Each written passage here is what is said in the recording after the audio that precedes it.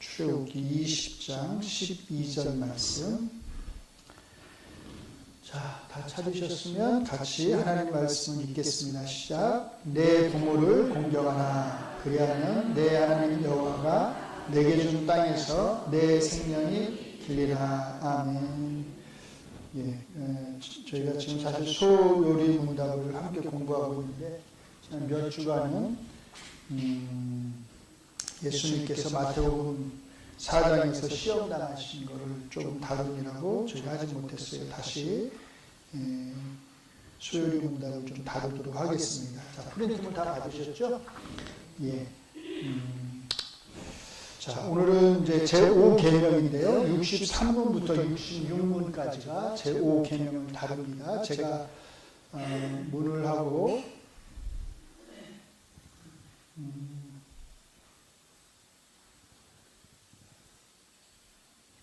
여러분이 답을 하시겠습니다. 제63문 제5계명은 무엇입니까?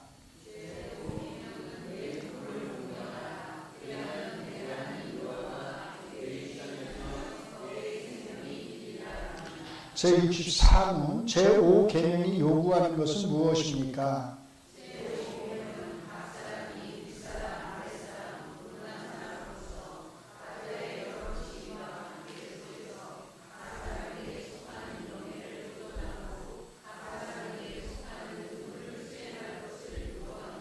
제65문 제5계명이 금하는 것은 무엇입니까?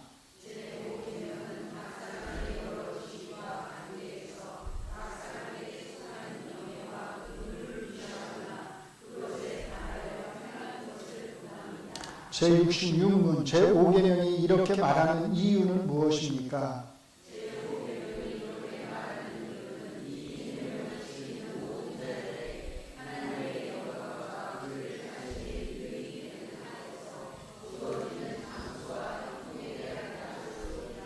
예, 자, 제일 중요한 것은 아무래도 이제 63문 제5계명이 요구하는 게 무엇이냐라고 하는 것이겠죠. 주로 그것을 중심으로 말씀을 살펴보겠습니다. 제5계명은 단순히 부모에게 예의를 갖추라는 계명이 아닙니다. 하나님께서 세우신 관계의 그 질서 안에서 같이 읽습니다. 각 사람에게 마땅히 속한 존귀를 보존하고 그 관계에 따르는 의무를 수행함으로써 하나님의 통치를 인정하라는 계명입니다. 이 존귀, 이게 이제 공경인데 사실 자녀가 부모를 향해서는 이제 표하는 게 공경을 표한다 말아도 문제가 없잖아요. 근데 부모가 자녀를 향해서 공경을 표한다? 좀 말이 맞지 않잖아요, 표현이. 그러면 그때는 어떻게 바꿔서 하는 게 좋을까 고민을 하다가 그걸 존귀로 바꿨어요.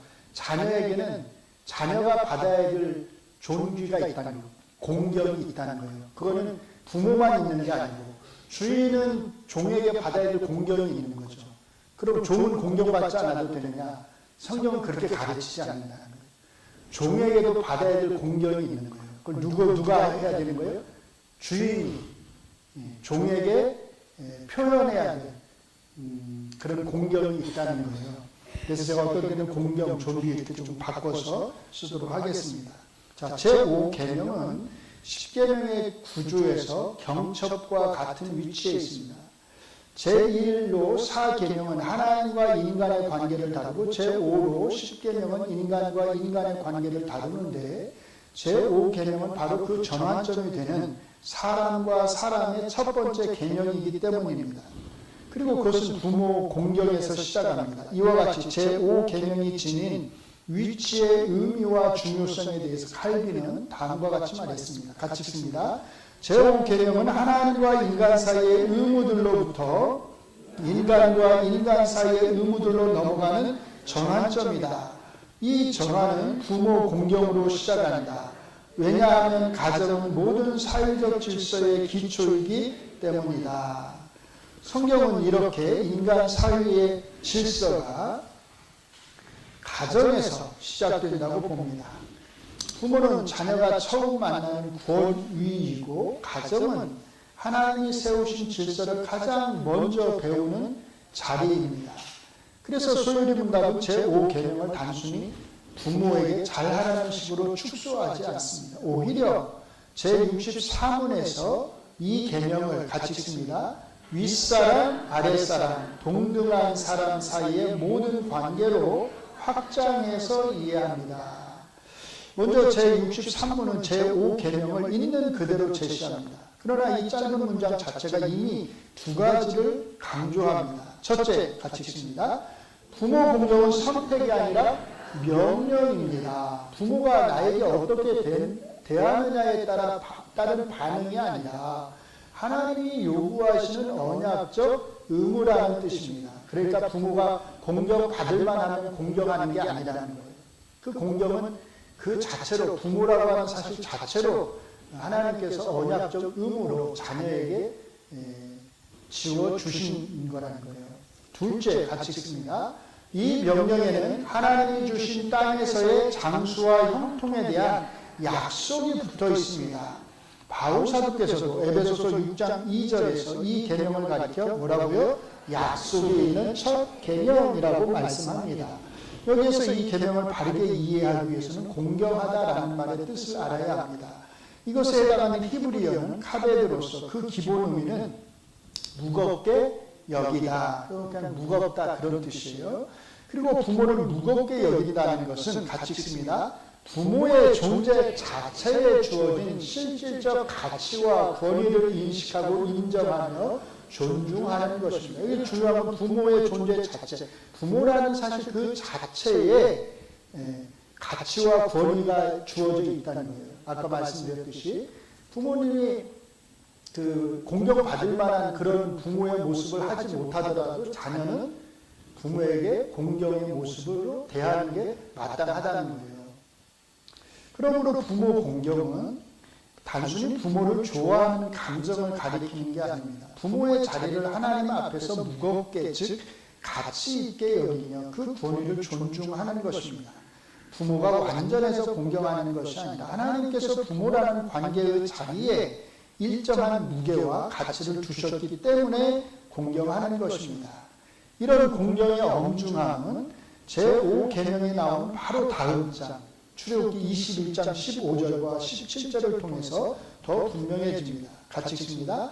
자기 아버지나 어머니를 치는 자는 반드시 죽일지니라. 17절 자기의 아버지나 어머니를 저주하는 자는 반드시 죽일지니라. 이게 어디 나온다고요? 20장 5계명이 나오는 바로 다음 장이 나와요. 21장에 출애굽기 20장 12절에 공경하라는 긍정의 명령이라면 출애굽기 21장 15절과 17절은 그 반대가 무엇인지를 보여줍니다. 부모를 치는 것과 부모를 저주하는 것은 단순히 가정 불화나 예절 부족이 아니라 같이 읽습니다. 하나님이 세우신 권위 질서를 정면으로 무너뜨리는 행위로 다루어집니다. 그러니까 좀 죄송하지만 죽이라고 하는 이런 그 굉장히 강한 말씀을 하신다는 거예요. 특히 여기에서 저주하다라는 말은 히브리어 킬렐인데 그 어근적 의미는 가볍게 여기다로서 공경과 어때요? 반대 의미를 갖습니다. 공경은 뭐라고요? 무겁게 여기는 거죠. 근데 저주한다, 킬렐을 가볍게 여기는 의미입니다. 그리고 반드시 죽일지니라는 말씀의 요구는 이 계명이 지닌 무게를 우리에게 잘 보여줍니다. 이런 배경 속에서 제63호는 크게 두 가지 요구를 언급합니다. 첫째, 같이 읽습니다. 각 사람에게 속해 있는 존귀, 공경을 보존하는 것입니다. 둘째, 같이 읽습니다. 각 사람에게 속해 있는 의무를 수행하는 것입니다. 이 두 가지는 우리가 맺고 있는 모든 관계 속에서 반드시 지켜져야 하는데 소요리 문답은 이 관계를 윗사람, 아랫사람, 또 동등한 사람으로 구별해서 지칭합니다. 그러면 제63문부터 66문을 통해 소요리 문답이 궁극적으로 말하고자 하는 것은 무엇일까요? 소요리 문답이 제5계명을 모든 관계 질서로 확장하는 것은 권위주의를 세우려는 뜻이 아닙니다. 오히려 이게 중요한데 같이 읽습니다. 모든 사람이 각자의 자리에서 마땅히 존중받아야 될 존귀와 수행해야 할 의무를 가진다는 뜻입니다.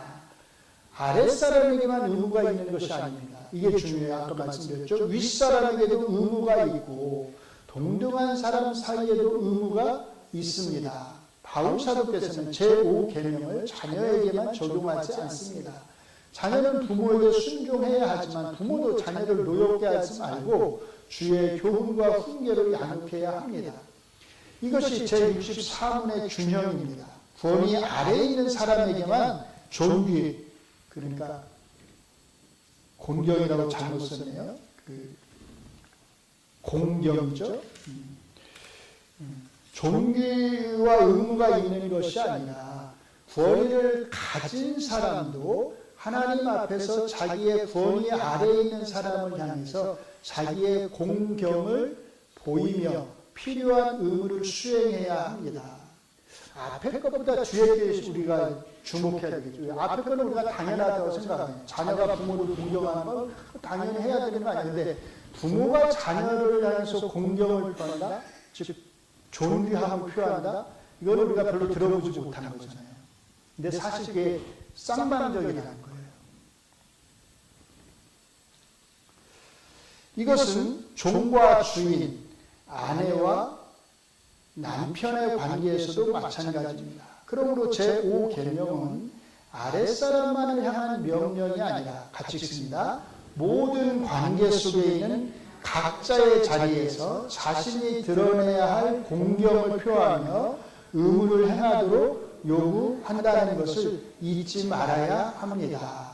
이것이 모든 관계 안에 세우신 하나님의 질서이고, 제5계명은 이 질서가 각 사람에 의해서 잘 지켜져야 한다고 말하는 것입니다. 칼빈도 제5계명의 핵심을 하나님이 세우신 질서의 보존으로 설명합니다. 칼빈은 같이 읽습니다. 주께서 자기의 질서 보존을 기뻐하심으로 그가 정하신 존귀의 등급들이 침해되지 않아야 한다고 설명합니다. 여기서 중요한 것은 권위가 인간에게서 스스로 나온 것이 아니라 하나님이 세우신 질서 아래에 있다는 점입니다. 제65문이 금지하는 것 역시 두 가지로 이루어져 있는데, 하나는 마땅히 해야 할 존귀, 공경과 의무를 소홀히 하는 것이고, 다른 하나는 이 존귀와 의무에 반하는 그런 행위를 적극적으로 행하는 것입니다. 우리는 보통 죄를, 나쁜 행동을 적극적으로 하는 것으로만 생각합니다. 그러나 소요리 문답은 소홀히 하는 것을 먼저 말합니다. 마땅히 해야 할 존귀와 의무를 하지 않는 것도 제5계명을 어기는 것입니다. 부모를 때리거나 저주하는 것만 죄가 아니라 돌보아야 할 때 돌보지 않고, 존중해야 할 때 존중하지 않고, 관계 속에서 행해야 할 마땅한 책임을 행하지 않는 것도 죄가 될 수 있습니다. 앞에서 언급한 출애굽기 21장 15절과 17절은 제65문이 말하는 두 번째의 행위, 즉 존귀와 의무에 반하는 행위를 적극적으로 행하는 것. 그게 뭐 했다고 그랬죠? 부모를 때리고 저주했다고 그랬잖아요. 그것을 강하게 보여주는 겁니다. 부모를 치는 것은 뭘로요? 행동으로 부모의 존귀를 깨뜨리는 것이고, 부모를 저주하는 것은 뭘로요? 말로 부모의 자리를 가볍게 여기는 것입니다.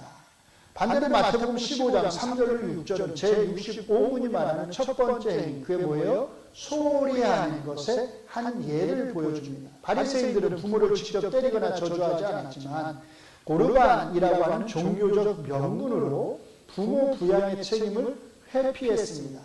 예수님은 이것을 하나님의 말씀을 폐하는 일이라고 책망하셨습니다. 그러므로 제5계명은 부모를 향한 마음의 존중, 부모는 존중하지만, 사랑하지만 물질은 하나님 앞에 바쳐야지, 이런 게 아니라는 거예요. 존중만을 요구하지 않습니다. 같이 읽습니다. 실제적인 의무와 책임을 요구합니다. 바울 사도께서도 디모데전서 5장 8절에서 이렇게 말씀하셨습니다. 같이 읽습니다. 누구든지 자기 친족, 특히 자기 가족을 돌보지 아니하면 믿음을 배반하는 자요 불신자보다 더 악한 자니라. 이것은 소요리 문답이 말하는 제5계명의 소홀히 함이 오늘날에도 중요한 적용점을 가진다는 것을 보여줍니다.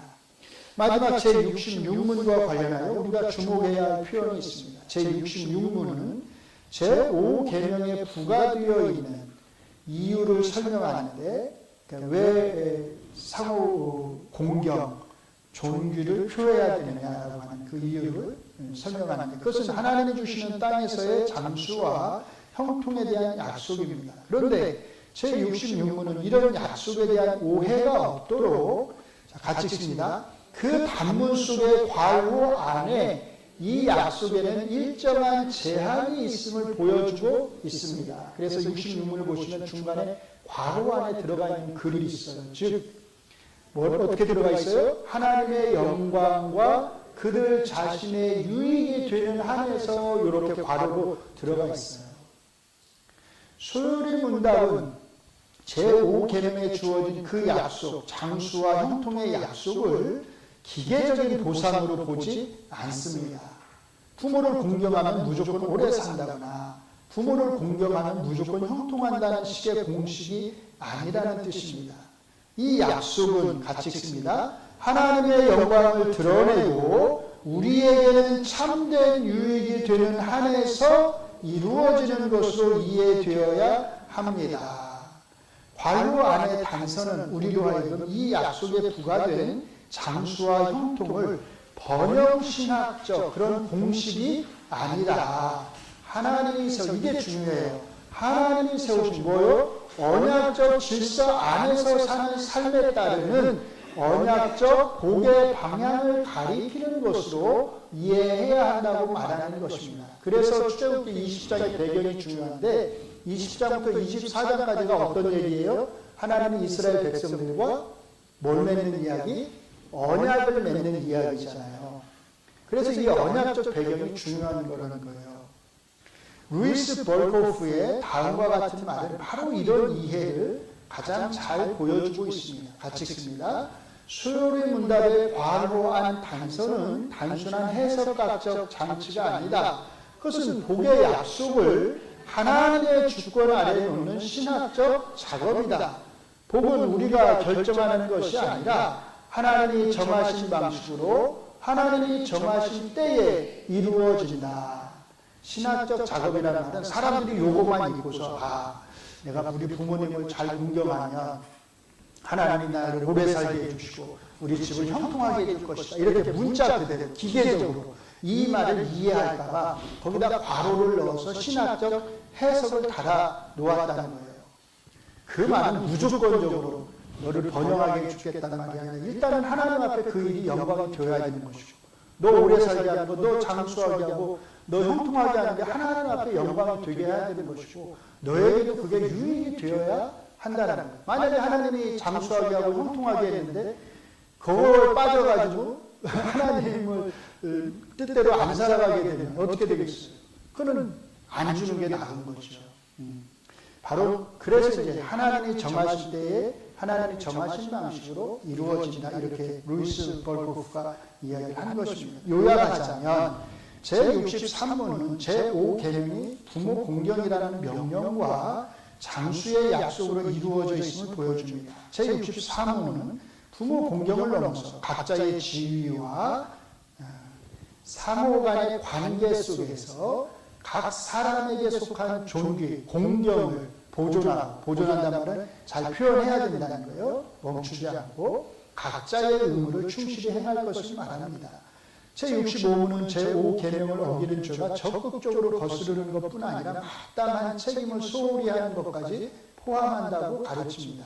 제66문은 제5계명에 부과된 그 약속이 참된 것이긴 하지만 거기에는 일정한 신학적 제한이 있다는 것을, 즉 하나님의 영광과 우리의 참된 유익 안에서만 그 약속이 이루어지는 복된 약속으로 이해되어야 함을 보여줍니다. 그런데 오늘날 우리는 이 제5계명이 심각하게 무너진 시대를 살고 있음을 보게 됩니다. 가정에서는 부모의 권위가 가볍게 여겨지고 자녀는 부모를 존중하기보다 자기 욕구와 감정을 앞세우는 경우가 많습니다. 반대로 부모도 자녀를 하나님 앞에서 존귀한 인격으로 대하기보다는 자기 소유나 자기 기대를 이루기 위한 수단처럼 대할 때가 있습니다. 그래서 가정 안에서 권위는 사라지고 동시에 사랑과 존중도 함께 무너집니다. 사회도 마찬가지입니다. 윗사람은 아랫사람을 함부로 대하고 아랫사람은 윗사람의 자리를 가볍게 여기며 동등한 사람들 사이에서도 서로를 존중하기보다 경쟁과 조롱과 무시가 앞서는 경우가 많습니다. 권위는 쉽게 권위주의로 변질되고 자유는 쉽게 무례와 방종으로 변질되어 버립니다. 그리스도인에게 이것은 단순한 세대 차이나 문화 변화의 문제가 아님을 알아야 합니다. 같이 읽습니다. 성경적으로 보면 하나님께서 세우신 관계 질서가 무너지고 있다는 매우 심각한 영적 현상입니다. 바울 사도께서는 디모데후서 3장 2절로 5절에서 말세의 모습을 말하면서 이렇게 경고하셨습니다. 같이 읽습니다. 사람들이 자기를 사랑하며 돈을 사랑하며 자랑하며 교만하며 비방하며 부모를 거역하며 감사하지 아니하며 거룩하지 아니하며 무정하며 원통함을 풀지 아니하며 모함하며 절제하지 못하며 사나우며 선한 것을 좋아하지 아니하며 배신하며 조급하며 자만하며 쾌락을 사랑하기를 하나님 사랑하는 것보다 더하며 경건의 모양은 있으나 경건의 능력은 부인하니 이 같은 자들에게서 내가 돌아서라. 아멘. 개인적인 생각인데 이 말씀을 좀 잘 기억했으면 좋겠어요. 정말 이런 사람들에게서 그리스도인들은 돌아서야 됩니다. 제가 그 TV나 영화 같은 걸 보면서 가장 절망적으로 느끼는 것 중에 하나가 뭐냐면 이거 정말 우리 사회가 큰 문제다라고 느끼는 게 뭐냐면 이건 TV나 이런 영화의 책임이 저는 크다고 생각합니다. 아랫사람들이 윗사람을 너무 함부로 대하는 말을 함부로 하고 특히 고함을 치고 소리를 치고 이거는 자녀가 부모만이 아니라 사회에 나가다가 무슨 일이 있잖아요. 그러면 나이 상관없이 나이가 어린데도 어른들한테 함부로 말을 해요. 젊은이들이. 정말 속상합니다. 그런 거 보면 야, 이거 우리 사회가 이게 문제가 많구나라는 걸 그거 하나 단적으로 저는 보여주는 거라고 생각해요. 그리고 윗사람으로서 뭐라고 하면 뭐라고 대꾸하죠? 나이가 많으면 뭐 어른이에요? 하기는 또 대들잖아요. 정말 문제가 많아요. 제가 볼 때. 그래서 그런 것들은 TV나 영화에서 좀 보여주지 않았으면 좋을 것 같은데 너무 많이 보여주니까 그런 것들을 보면서 그 흉내를 내는 것 같아요. 어쨌든 그리스도인들은 절대 그러면 안 됩니다. 자녀들은 부모를 향해서 또 아랫사람들은 윗분들을 향해서 윗분들이 잘못했을 수 있죠. 그렇다고 어른이면 어른답게 굴어야지 막 이러면서 대들면 안 되는 거예요. 자, 그 다음 같이 보십니다. 말세적 현상에 대한 이 말씀의 출발점이 자기를 사랑하며라는 것에 주목할 필요가 있습니다. 아마도 이후의 모든 현상은 바로 이 자기 사랑에서 오는 것이라고도 볼 수 있을 것입니다. 오늘날 무너진 가정과 사회의 많은 문제는 결국 타인의 존귀, 타인의 공경을 보존하려 하지 않고 타인을 향한 자기의 의무를 행하지 않으려는 데서부터 시작된다고 볼 수 있습니다. 이런 면에서 제5계명은 우리의 가정과 사회를 다시 세울 수 있는 성경적 답변임을 알아야 합니다. 자, 지금 같이 읽습니다. 제5계명은 하나님의 통치 질서 안에서 살아가는 각 그리스도인에게 언약적 관계 속에서 어떻게 타인들과 관계 맺으며 살아가야 하는지를 보여주는 주도적인 첫 번째 계명이라 할 수 있습니다. 사회에서 무너진 하나님의 질서가 우리 교회 공동체 안에서 다시 회복되었음을 보여줄 수 있기를 바랍니다. 아멘. 기도하겠습니다. 하나님, 정말 오늘의 우리 가정들의 모습 또 사회들의 모습을 보면 바울 선생님께서 말씀하신 그 말세의 현상이 정말로 극에 달해 있는 것이 아닌가 하는 생각을 하게 됩니다. 자기를 중심으로 모든 것을 생각하고 자기를 사랑하는 것으로부터 모든 것을 시작하는 이 현상적 모습 속에서 오늘 우리가 그리스도인으로서 하나님이 십계명 가운데 5번째로 말씀해 주신 이 말씀이 가정뿐만 아니라 우리의 사회, 우리의 공동체 안에서 얼마나 중요한 말씀인지를 우리가 오늘 이 시간 다시 한번 생각하게 됩니다.